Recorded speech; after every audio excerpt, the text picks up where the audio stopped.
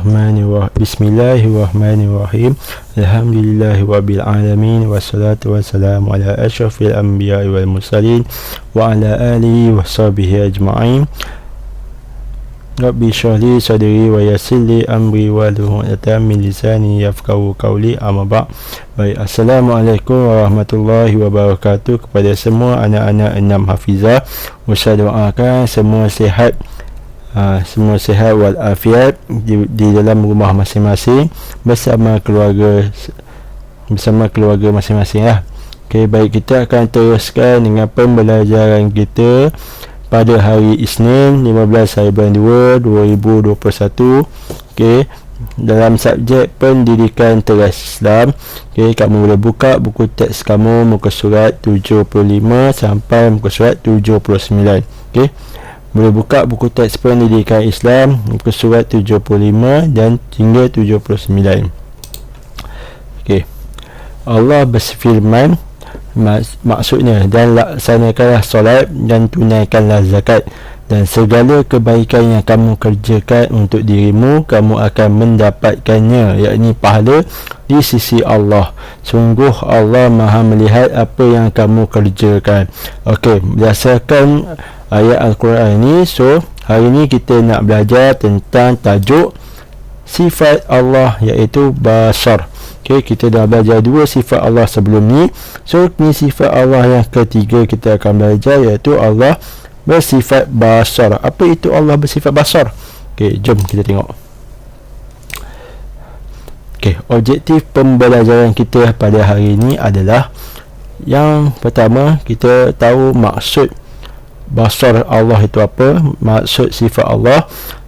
Yang kedua, dalil nakli. Dalil nakli ni adalah bukti daripada Al-Quran yang Allah itu bersifat basar. Okay. Yang ketiga, dalil akli. Okey, dalil akli ni adalah bukti bahawa Allah itu bersifat basar melalui akal fikiran kita. Dan yang keempat, hukum beriman dengan Allah bersifat basar. Dan yang kelima, kesan meyakini Allah bersifat basar. Okey, next kita pergi maksud sifat Allah, iaitu basar. Okey, apakah maksudnya? Okey, maksud dia adalah Allah Maha melihat setiap perkara. Apakah yang Allah Maha melihat tu? Maha setiap perkara yang nyata ataupun yang tersembunyi.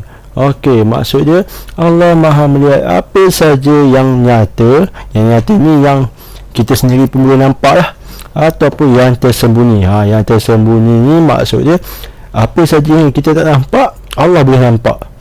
Mungkin kita tak nampak apa yang adik kita buat dalam bilik, sebab pintu tertutup, kita tak nampak. Tapi Allah boleh nampak apa yang semut-semut tengah buat kat dalam tanah tu. Okay? Allah boleh nampak. Okay, kita memang manusia memang tak nampak lah. Allah boleh nampak sekecil-kecil perkara atau mahu sebesar-besar perkara, Allah boleh melihat. Okey, sifat basar Allah ataupun sifat Allah ni Maha melihat, tidak memerlukan peralatan dan tidak terbatas. Okey, Allah boleh lihat apa saja yang dia nak. Okey, kita tengok kepada yang kedua, dalil nakli. Okey, dalil nakli ni adalah bukti daripada Al-Quran. Okey, wallahu basirun bima ta'malun. Wallahu basirun bima ta'malun. Wallahu basirun bima ta'malun. Daripada surah Al-Hujurat. Ini kamu boleh nampak dalam buku teks kamu. Okey, dan maksudnya adalah, dan Allah Maha melihat segala yang kamu kerjakan. Okey, apa saja yang kita buat secara terbuka ataupun tersembunyi, Allah boleh lihat. Okey, jangan ingat kita buat apa saja Allah tak nampak. Okey, manusia lain mungkin tak nampak, tapi Allah tetap boleh nampak.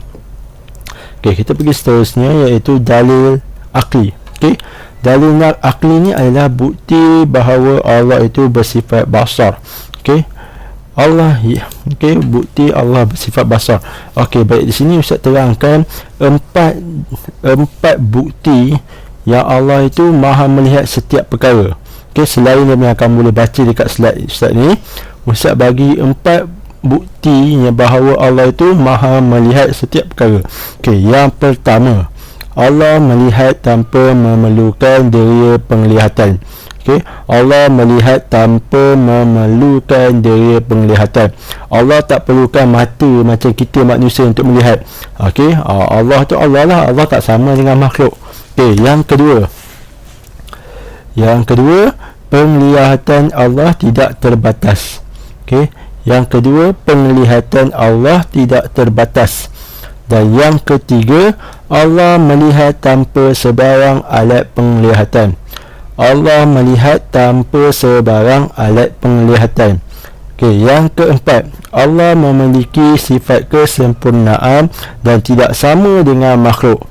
Okey, Allah memiliki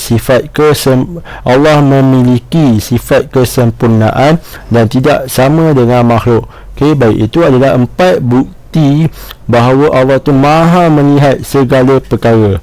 Okey, mustahillah bagi Allah bersifat kekurangan seperti tidak dapat melihat.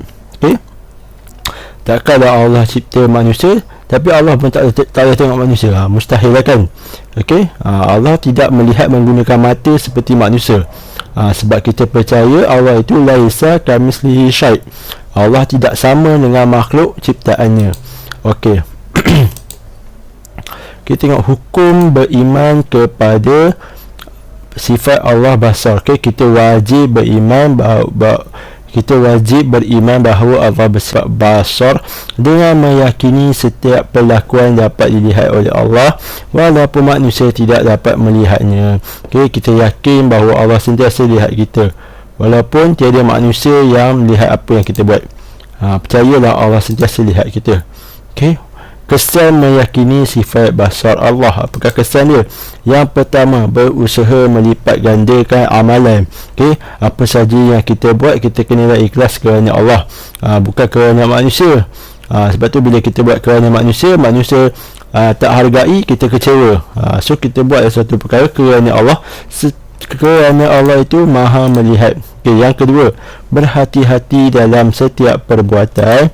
Yang ketiga, sentiasa memelihara akhlak. Dan yang keempat adalah mewujudkan masyarakat yang harmoni. Okey, seterusnya last sekali. Okey, ini yang terakhir adalah latihan kamu pada hari ini. Okey, baik, apa yang Ustaz nak kamu buat adalah kamu buka buku tulis kamu, tulis hari, tulis tarikh dan lengkapkan jadual di bawah. Okey, Ustaz minta 4 bukti bahawa Allah itu maha melihat setiap perkara. Okey, baik.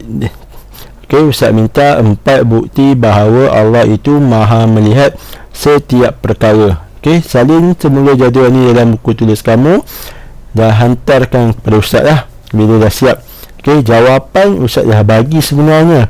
Kalau kamu tengok semula video, tengok semula pembentangan Ustaz ni, Ustaz sebenarnya dah bagilah jawapan tu.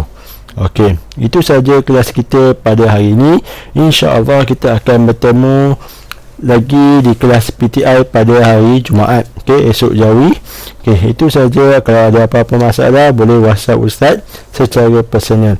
Okey, Assalamualaikum warahmatullahi wabarakatuh.